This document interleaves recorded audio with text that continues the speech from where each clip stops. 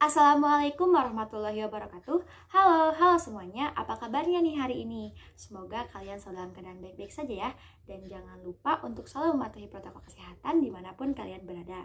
Pertama-tama, marilah kita panjatkan puji dan syukur kepada Allah Subhanahu wa Ta'ala.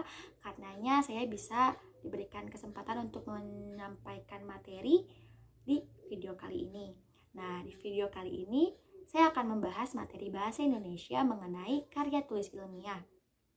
Nah, kita akan membahas tentang pengertian, struktur macam-macam, kemudian dan lain sebagainya. Selamat menyaksikan. Nah, di antara kalian ada yang tahu gak nih apa pengertian dari karya tulis ilmiah? Pasti udah pada tahu dong. Atau ada yang belum? Nah, oke, kita bahas aja ya. Nah, jadi karya tulis ilmiah adalah tulisan yang membahas tentang ilmu pengetahuan yang disusun secara sistematis dengan menggunakan bahasa yang baik dan benar. Nah, tentunya karya tulis ilmiah itu punya tujuan. Nah, tujuannya adalah untuk menginformasikan pada pembaca terkait suatu masalah dengan persoalannya dan juga jawabannya. Nah, yang kedua adalah membuktikan kebenaran suatu fakta. Jadi fakta itu dibenarkan lagi gitu. Jadi ada bukti-bukti tambahan dari si karya tulis ilmiah ini. Nah, sama halnya dengan yang lain, karya tulis ilmiah juga punya ciri-cirinya loh. Nah, apa aja sih ciri-ciri karya tulis ilmiah? Yang pertama adalah objektif. Objektif berarti pada karya tulis ilmiah itu ada objeknya itu nyata, objeknya itu ada. Nah, kemudian yang kedua ada faktual. Nah, faktual itu adalah fakta. Jadi, pada karya tulis ilmiah berisi tentang fakta-fakta yang benar dan pasti gitu. Nah, kemudian yang ketiga adalah sistematis. Sistematis berarti bahwa pada karya tulis ilmiah itu ada beberapa sistematika yang tidak boleh dilanggar. Nah, pada penulisannya itu harus begini, harus begitu. Nah, ada beberapa sistematika pada karya tulis ilmiah yang harus ditaati. Nah, kemudian ada bermetode. Bermetode itu adalah pada saat kita menyusun, itu kita harus bisa menyusun dengan baik gitu, mana bagian awal, bagian tengah, bagian akhir. Nah, kemudian ada aktual. Nah, apa sih aktual? Nah, aktual itu adalah pada saat kita memilih topik apa yang akan kita bicarakan pada karya tulis ilmiah, itu adalah topik yang sedang hangat dibicarakan di masyarakat dan yang terbaru juga agar dapat diterima di masyarakat dengan baik dan bisa digunakan, karya tulis ilmiah kita bisa digunakan dengan baik di masyarakat. Nah, kemudian karya tulis ilmiah itu banyak macamnya loh. Nah, apa aja sih macam-macam karya tulis ilmiah? Yang pertama adalah skripsi. Yang kedua adalah tesis. Yang ketiga adalah disertasi. Yang keempat adalah makalah. Yang kelima adalah artikel. Dan yang keenam adalah kertas kerja. Nah, pada penyajian karya tulis ilmiah ini ada strukturnya juga loh. Nah, yang pertama adalah pendahuluan.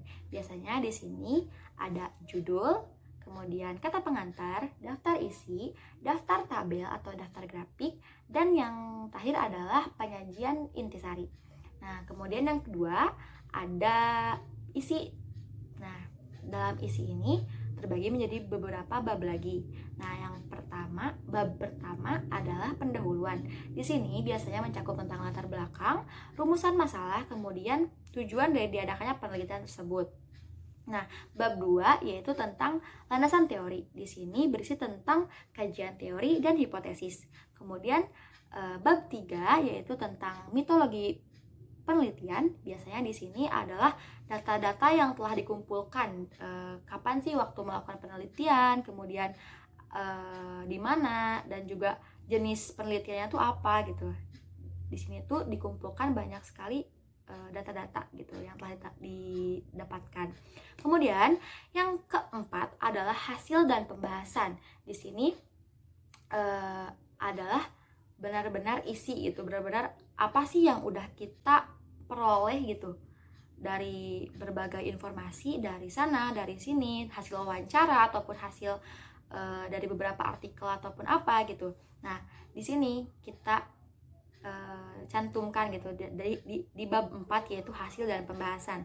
Dan yang terakhir yaitu adalah kesimpulan dan saran. Di sini berisi kesimpulan ataupun secara garis besar apa sih yang udah kita hasilkan gitu. Nah, pada saran itu adalah ketika kita melakukan penelitian ini apa sih yang kendala yang kita hadapi gitu, apa sih saran untuk para pembaca dalam penelitian tersebut. Nah, yang ketiga adalah penutup. Di sini biasanya berisi tentang daftar pustaka, lampiran, dan riwayat hidup si penulis.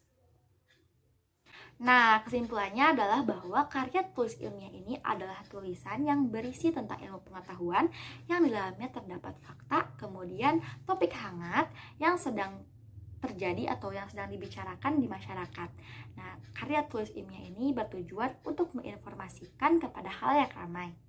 Nah, kita juga harus bisa membuat karya tulis ilmiah dengan baik dan benar karena karya tulis ilmiah ini sangat berguna bagi kehidupan sehari-hari dan karya tulis ilmiah ini ada di sekitar kita. Saran dari saya adalah kalian harus bisa mempelajari karya tulis ilmiah ini dengan baik, entah itu dari strukturnya, entah itu dari tujuan-tujuannya, entah itu dari isi-isinya, dan mungkin dari ciri-cirinya juga. Karena karya tulis ilmiah ini sangat penting dan sangat baik gitu. Karena tidak ada ruginya ketika kita mempelajari suatu hal gitu. Nah, sekian yang bisa saya sampaikan. Mohon maaf bila ada kesalahan, salah kata, salah bicara, karena mungkin saya juga masih banyak kekurangan. Mohon koreksinya dan mohon sarannya juga. Terima kasih telah menyaksikan video kali ini. Wassalamualaikum warahmatullahi wabarakatuh.